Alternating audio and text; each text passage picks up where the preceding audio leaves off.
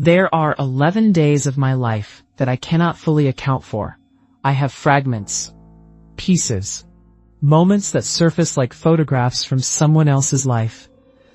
My sister crying in the hallway.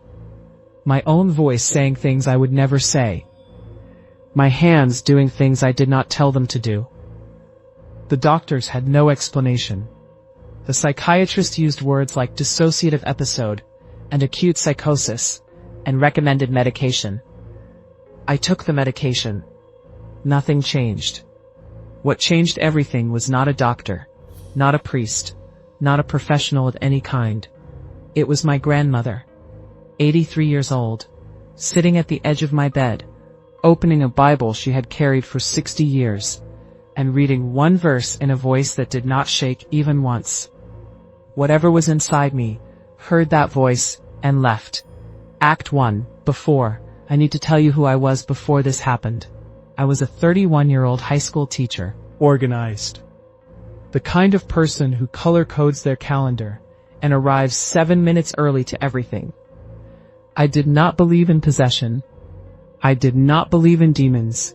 I believed in therapy and medication and the power of a good night's sleep. I want you to hold on to that version of me, because what happened over those 11 days was so far outside everything I believed that I still struggle to write it down. It started on a Tuesday in October. I woke up feeling wrong. Not sick, exactly. Not in pain. Just wrong. Like something had shifted in the night. Like I had gone to sleep as myself and woken up as a slightly incorrect version. I went to work.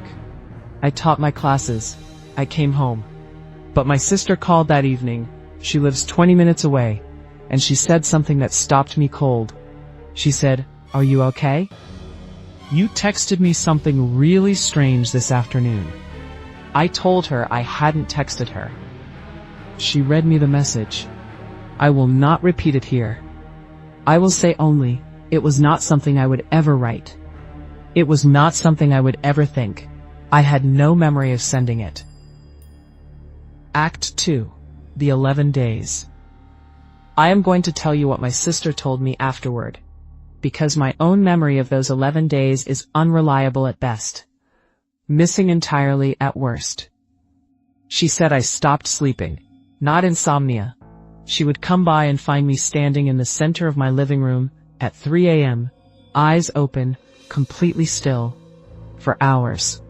She said my voice changed, not dramatically, not like the movies, subtly, the way a piece of music changes key, so gradually you don't notice until it sounds completely wrong.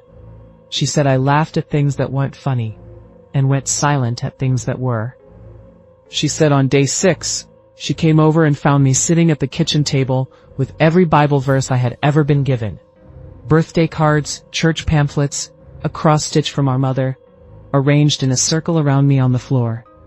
All face down.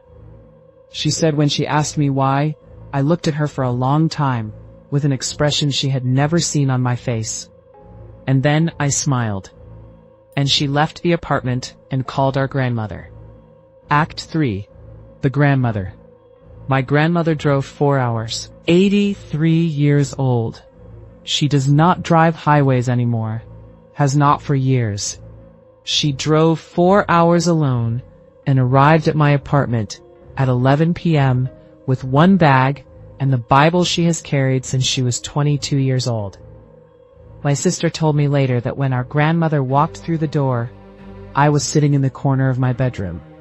And when she entered the room, I looked at her, and whatever was using my face did not look pleased to see her. My grandmother, 83 years old, 4 hours of highway driving, looked right back, and she was not afraid. Not even slightly. She sat down at the edge of my bed. She opened her Bible. She did not call a priest. She did not perform a ritual.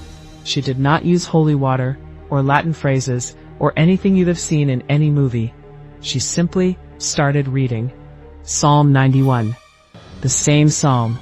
The one that keeps appearing in the stories of people who have faced something they could not explain. He who dwells in the shelter of the Most High will rest in the shadow of the Almighty. My sister said. I pressed myself into the corner. You will not fear the terror of night, nor the arrow that flies by day. My sister said. I made a sound she cannot describe. For he will command his angels concerning you, to guard you in all your ways. My sister said. I collapsed, like something had been holding me upright, and let go. Act 4. After. I woke up on my bedroom floor. My grandmother was still sitting on the edge of the bed, Bible open in her lap, reading silently. My sister was in the doorway.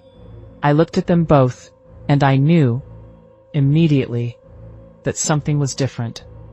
The wrongness was gone, that subtle incorrect feeling that had sat behind my eyes for 11 days.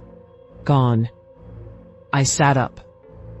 My grandmother looked at me, really looked. The way she used to when I was a child, and she was checking if I was telling the truth. Then she nodded, once, like she had seen what she needed to see. She closed her Bible, she patted my hand, and she said in the most ordinary voice, "Are you hungry? You look like you haven't eaten properly in days." I laughed. For the first time in 11 days. I laughed, and it was mine. The psychiatrist reviewed my case afterward. He used the phrase, spontaneous remission of symptoms. He could not explain it. He did not ask what had happened that night. I think some part of him did not want to know. Outro closing narration. My grandmother passed away 14 months after that night. She wept peacefully, in her sleep, at home. At the funeral, I found out she had done this before, not once, 3 times, over 60 years. She had never told anyone where she was needed, with her Bible and her faith that did not shake. And she did what she had always done. She read Psalm 91, out loud, without fear, because she knew something that took me 11 days of darkness to finally understand. That there are things in this world that are genuinely frightening. And there is one thing they are all genuinely afraid of. My grandmother's Bible sits on my nightstand now. The same one she carried for 60 years. The same one she read from that night. I read Psalm 91 every morning, not because I am afraid of what might come back, but because I want whatever is in this world, seen and unseen, to know exactly where I stand, and whose shelter I live in.